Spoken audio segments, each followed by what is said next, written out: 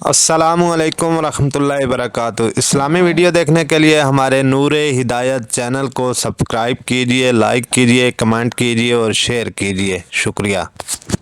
وَلِتُكْمِلُوا الْعِدَّةَ وَلِتُكَبِّرُوا اللَّهَ عَلَى مَا هَدَاكُمْ وَلَعَلَّكُمْ تَشْكُرُونَ۔ اب جو آخری لفظ ہے لَعَلَّكُمْ تَشْكُرُونَ، اب اس کی وضاحت سمجھیے۔ اور رمضان کے یہ دو پروگرام جب پیرلل ہو جائیں گے، جب دونوں کی پابندی کی جائے گی، تو اس کا حاصل کیا ہے؟ اس بات کو سمجھنے کے لیے سب سے پہلے آپ اس کو سمجھیے کہ جسے ہم خود ہی کہہ رہے تھے، جسے ہم سیلف کہہ رہے تھے، اپنی انا کو مضبوط کرنا، سیلف کنٹرول، ایگو جو ہے وہ پوری طرح قابو یافتہ ہو اڈ اور لبیڈو پر، اصل میں اس سے مراد کیا ہے؟ اس پر میں نے تفصیل سے بحث کی ہے عظمت صوم نامی اپنے کتابچے میں۔ ویسے یہ ہے کہ وہ مشکل ہے، ذرا فلسفیانہ اس کا انداز ہے، لیکن یہ ہے کہ وہی باتیں آسان الفاظ میں جو دوسرا کتابچہ ہے عظمت سیام و قیام رمضان مبارک، وہ آسان ہے، اگرچہ یہ دونوں بہت ہی محدود تعداد میں ہمارے پاس ہیں، لیکن یہ کہ میں نے ذکر کر دیا، جو حضرات لینا چاہیں وہ لے لیں۔ لیکن یہ ہے کہ اس میں اصل پس منظر کیا ہے؟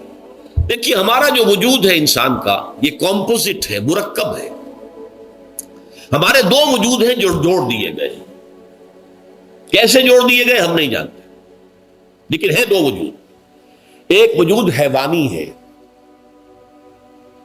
میں نے عرض کیا تھا پہلے ہی، ہر انسان ایک حیوان بھی ہے مکمل، سارے حیوانی تقاضے ہمارے اندر بھی ہیں، لیکن حیوان اور انسان میں بنیادی فرق یہ ہے کہ انسان کا جو اصل وجود ہے وہ روحانی ہے۔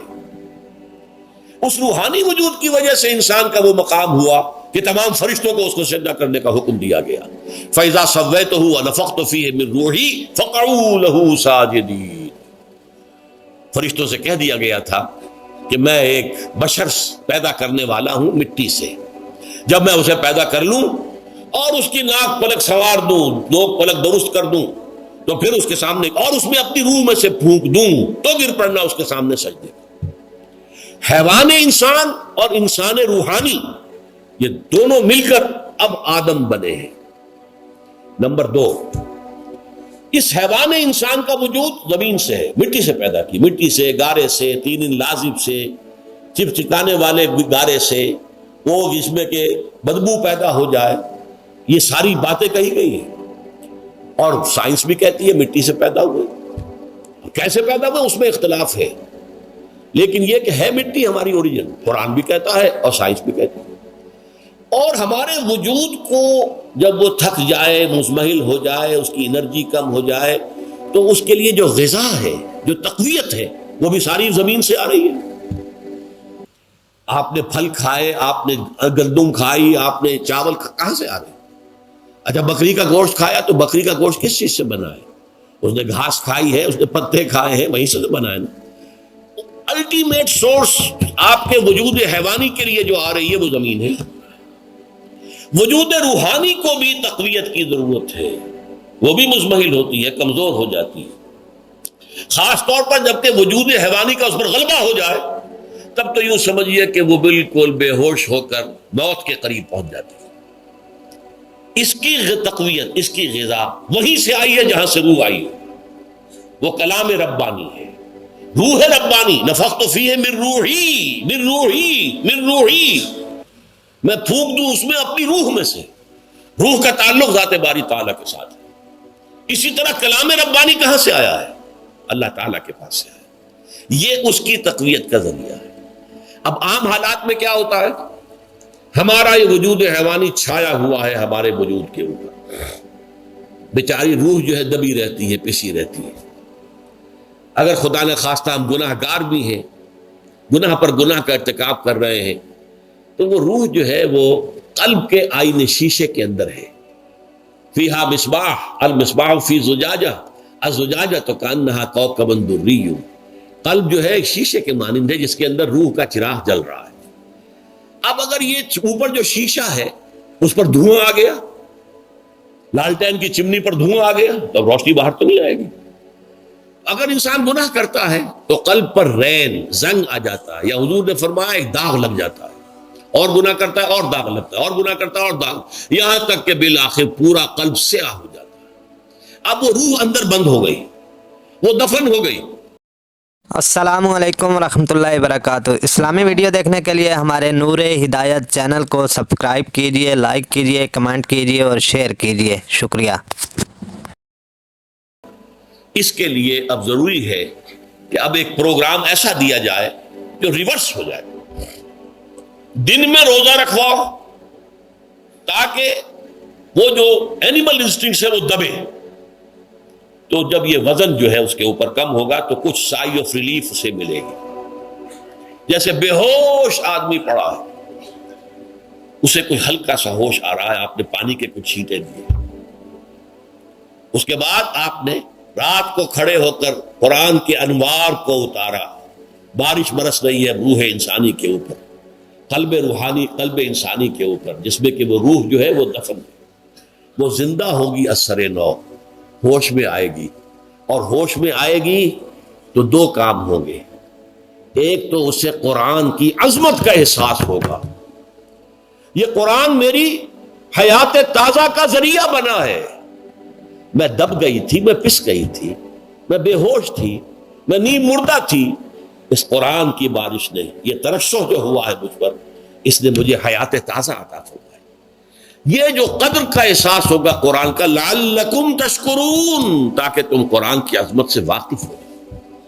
ایک انسان بھوک کی وجہ سے اس کا شوگر لیول اتنا گر گیا کہ بے ہوش پڑا ہوا، اب ظاہر بات ہے کہ آپ اسے کچھ پانی کے چھینٹے دیں گے تو کچھ ہوش میں آئے گا، پھر غذا دیں گے تو اب وہ پوری توانائی پر آئے گا، تو معلوم ہوگا اسے اس غذا کی کیا قدر و قیمت ہے۔ اگر آپ کو بھوک ہی نہیں لگتی تو غذا بے معنی شے ہے، پیاس ہی نہ لگے تو آپ کو کیا معلوم کہ اس پانی کے اندر کتنی بڑی عظمت ہے، یہ میرے لیے کتنا بڑا انعام و احسان ہے اللہ کا۔ وہ تو پیاس پر، جان پر بنی ہوئی ہو، اور پیاس اس وقت آپ کو ایک گھونٹ پانی کوئی دے دے تو آپ کو معلوم ہوگا دنیا و مافیا سے بڑھ کر ہے یہ ایک گھونٹ پانی جو مجھے ملا ہے۔ اسی طرح جب روح دبی ہوئی تھی حیوانی وجود کے بوجھ تلے، جبکہ وہ نیم خابیدہ یا نیم بے ہوش یا بالکل بے ہوش تھی، تو دن میں تو روزہ رکھ کر اس پر سے حیوانی وجود کا وزن کم کیا گیا، اسے ایک ریلیف ملی۔ رات کو قرآن مجید کے انوار و برکات اس میں جذب کیے گئے تو اس کو پوری توانائی حاصل ہوئی۔ اس پوری توانائی کا پہلا نتیجہ تشکر، قرآن کا شکر، الحمدللہ الذی انزل علی عبدہ الکتاب ولم یجعل لہ عوجا۔ پھر وہ قلب کی گہرائیوں سے نکلے گا، سارا شکر اس اللہ کے لیے جس نے اپنے بندے پر صلی اللہ علیہ وسلم کتاب نازل کی اور اس میں کوئی کجی نہیں رکھی، کسی طرح کی ایش پیش نہیں۔ یا تبارک الذی نزل الفرقان علی عبدہ لیکون للعالمین نصیرا، بڑی بابرکت ہے وہ ذات جس نے اپنے بندے پر فرقان نازل فرمایا تاکہ وہ تمام جہان والوں کے لیے نذیر اور خبردار کرنے والا بن جائے۔ یہ قرآن کی عظمت کا احساس، اور ظاہر بات ہے جس قدر کسی نعمت کی قدر و قیمت کا احساس ہوگا اسی قدر تو آپ شکر ادا کریں گے۔ اگر آپ نے کسی بچے کے ہاتھ پر ہیرا رکھ دیا، اسے کیا پتا یہ ہیرا کس بلا کا نام ہوتا ہے، وہ سمجھے گا کانچ کا ٹکڑا ہے۔ لیکن اگر کوئی واقعتاً کوئی جوہر شناس ہو، جوہری ہو، اس کو آپ ہیرا دیں گے تو اسے معلوم ہے کہ مجھے کیا چیز دی گئی ہے، اس کے اندر جو شکر پیدا ہوگا وہ اس بچے کے اندر تو نہیں پیدا ہو سکتا جسے معلوم ہی نہیں۔ تو قرآن مجید کی اصل عظمت سے انسان واقف کب ہوگا؟ جبکہ اس کے ذریعے سے اس کی روح کو ایک حیات تازہ مل جائے، اور اس طرح وہ پروگرام ریورس ہو جائے جو عام طور پر چل رہا تھا، ساری توجہ اپنے جسم پر، اس کے تقاضوں پر۔ جسم میں تھوڑی سی پھنسی نکل آئی ہے، بھاگ رہے دوڑ رہے ہیں اس کے علاج کے لیے، کوئی اور مرض لاحق ہو گیا، بھاگ رہے ہیں دوڑ رہے ہیں اس کے علاج کے لیے، بڑی بڑی فیسیں بھی دے رہے ہیں، ساری جسم کی پرواہ ہے، روزانہ نہا رہے ہیں اور اچھے سے اچھا صابن لا کر نہا رہے ہیں، وہ جسم کی پرواہ ہے نا، اس کی دیکھ بھال ہے، روح کی طرف توجہ ہی نہیں۔ یہ ہے وہ بات جو کہی گئی ہے سورہ حشر میں، اور جسے علامہ اقبال نے پھر اپنے فلسفہ خودی کی اساس اور سورس قرار دیا ہے۔ وَلَا تَكُونُوا كَالَّذِينَ نَسُوا اللَّهَ فَأَنسَاهُمْ أَنفُسَهُمْ أُولَٰئِكَ هُمُ الْفَاسِقُونَ۔ دیکھو اے مسلمانوں، ان لوگوں کے مانند نہ ہو جانا جنہوں نے اللہ کو بھلا دیا تو اللہ نے انہیں اپنے آپ سے غافل کر دیا، اور یہی لوگ فاسق و فاجر ہیں۔ یہ سوال پیدا ہوتا ہے کہ انسان اپنے آپ سے کہاں غافل ہوتا ہے؟ کہاں اپنے وجود حیوانی سے غافل ہوتا ہے؟ کیا بھوک لگتی ہے تو ادھر ادھر منہ نہیں مارتا، غذا کو حاصل کرنے کے لیے کوشش نہیں کرتا؟ پیاس لگتی ہے تو کیا پانی یا کوئی اور مشروب تلاش نہیں کرتا؟ کوئی بیماری لاحق ہوتی ہے تو کیا اس अस्सलामु अलैकुम रहमतुल्लाहि वबरकातुहू। इस्लामी वीडियो देखने के लिए हमारे नूर हिदायत चैनल को सब्सक्राइब कीजिए, लाइक कीजिए, कमेंट कीजिए और शेयर कीजिए। शुक्रिया। इलाज की तरफ तवज्जो नहीं करता, उसे आराम की हाजत होती है तो आराम नहीं लेता, अपने इस वजूद से तो गाफिल नहीं। कौन से वजूद से गाफिल हुआ है? वो रूहानी वजूद से गाफिल है। भूल गया कि मेरे अंदर रूहानी वजूद भी है और उसका ताल्लुक ज़ात बारी ताला के साथ।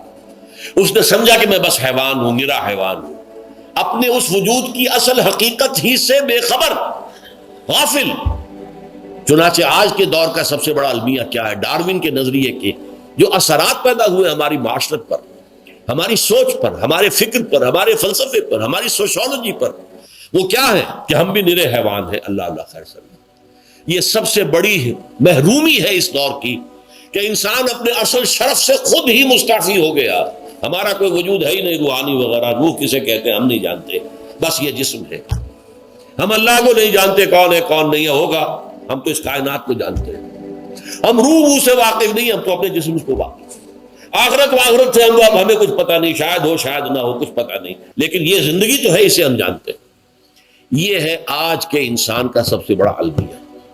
और ये है मास स्केल के ऊपर इर्तिदाद, ज़हनी तौर पर मुर्तद हो चुके हैं इंसानों की अजीम अक्सरियत मुर्तद हो चुकी है। ये है दर हकीकत के रोज़ा जो है इस प्रोग्राम को आकर रिवर्स करता है। दिन में खाने पीने, जिनसी तकाजे पर पाबंदी, वो वजूद हैवानी का वजन कुछ कम है। रूह जो दबी हुई थी या सिसक रही थी या बेहोश थी या नींद मुर्दा थी, उसे कुछ रिलीफ मिला। अब उसके ऊपर कुरान मजीद के तेरे ज़मीर पे जब तक न हो नुज़ूल किताब, गिरह कुशाह न राजी न साहिब कशाफ, हमारे दिलों के ऊपर बारिश हो रही हो अनवार कुरानी की। वो जाहिर बात है कि बगैर समझे तो नहीं होगी बारिश, वो तो आप कुछ समझ रहे होंगे तो बारिश होगी, वरना तो ये है कि ठीक है, मैं पहले भी अर्ज कर चुका हूं, आपको सवाब तो मिलेगा, लेकिन यह है कि वो असल मकसद कुरान की अजमत का कल्ब की गहराइयों से एतराफ जो है और उस पर अल्लाह का शुक्र तो अदा होगा, लअल्लकुम तशकुरून, जबकि कुरान मजीद जो है आपके कल्ब के ऊपर नाज़िल, उसका मफहूम नाज़िल। अच्छा, इसका दूसरा नतीजा क्या निकलता है? जब वो रूह जो है वो होश में आएगी, उसको हयात ताज़ा मिल गई, वो अपने असल मरकज और मंबा और सरचश्मा की तरफ जो है मुतवज्जे होगी। अरबी जबान का एक मकूला है, कुल्लु शैइन यरजिउ इला अस्लिही, हर शय अपनी असल जड़ की तरफ जो है लौटती है। हमारा वजूद हैवानी जमीन से जमीनी की तरफ लौटता है, यानी मरने के बाद जमीनी में चला जाएगा। और नंबर दो, दुनिया में भी जमीनी ख्वाहिशात, जमीनी तमन्नाएं, आरजुएं वो हैं, वलाकिन्नहु अखलदा इलल अर्द, जैसे कि सूरह वो कहा गया बलआम बिन बाऊरा के बारे में सूरह आराफ में, तो जमीन ही की तरफ धंसता चला गया। हमारी रूह का मंबा और सरचश्मा ज़ाते बारी ताला है, वो अमर रब है, लिहाजा फौरन इंसान अपने रब की तरफ मुतवज्जे होता है। ये अल्लाह की तरफ मुतवज्जे हो जाना और फिर उससे हम कलाम होना और उससे दुआ करना, ये है रोजे का असल मकसद। जब सियाम और क़याम रमजान मुबारक का दोहरा प्रोग्राम होगा तो रूह इंसानी या इंसान का हैवानी वजूद अपने मरकज की तरफ माइल परवाज था। हुस्न, इसको कह लीजिए अपने मरकज की तरफ माइल परवाज है रूह, हर शय अपने असल की तरफ लौटती है। लिहाजा ये अल्लाह की तरफ मुतवज्जे होगी। ये अल्लाह ताला की तरफ मुतवज्जे होने का मामला दुनिया में रहा है कि लोग कहीं जंगलों में जाकर तपस्याएं करके, गारों में बैठ के, बड़ी बड़ी रियाजतें करके क्या चाहते थे? मुझको है तेरी जुस्तजू, मुझको तेरी तलाश है, खालिक मेरे कहाँ है तू, मुझको तेरी तलाश है। मैंने ये नज्म जो है तकरीबन 6 साल जो है हर रोज सुबह, हमारा जो हाई स्कूल था उसमें जो सुबह प्रेयर होती थी, लोग सब जमा होते थे, पूरा स्कूल जो है उसके हमारे तलबा, तो ये नज्म जो है पढ़ी जाती थी। मुझको है तेरी जुस्तजू, मुझको तेरी तलाश है, खालिक मेरे कहाँ है तू, मुझको तेरी तलाश है। रूह इंसानी चाहती है अल्लाह का तकर्रुब, अल्लाह के करीब होना, अल्लाह से रिश्ता उस्तवार करना। अस्सलामुअलैकुम रहमतुल्लाहि वबरकातुहू। इस्लामी वीडियो देखने के लिए हमारे नूरे हिदायत चैनल को सब्सक्राइब कीजिए, लाइक कीजिए, कमेंट कीजिए और शेयर कीजिए। शुक्रिया।